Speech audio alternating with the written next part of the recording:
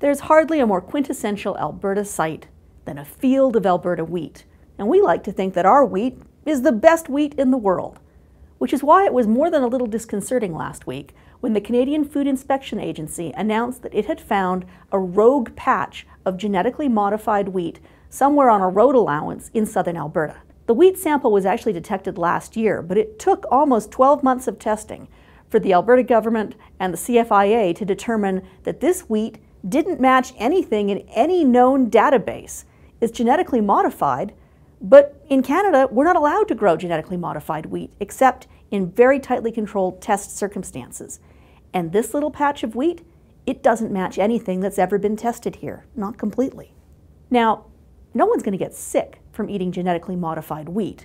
The fact that it's not sold here doesn't mean that it's bad for us. This isn't like mad cow. This isn't like bovine spongiform encephalopathy.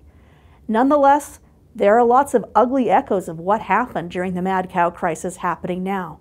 No sooner did the CFIA announce that they'd found this tiny patch, 7 stalks of GMO wheat, but Japan, which is one of Alberta's largest wheat markets, slammed the door.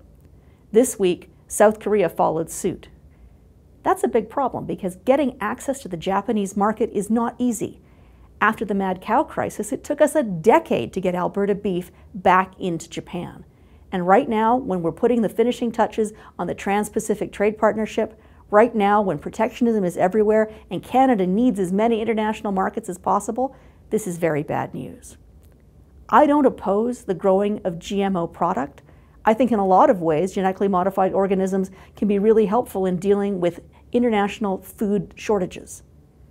But if we can't control the seed in our fields, we open ourselves up to these kinds of protectionist tariffs. And it's incumbent, I think, on the Alberta government and the Canadian one to do everything they can, not just to get market access back for our wheat, but to ensure that our wheat, our signature wheat, is as pure and as proud as we need it to be.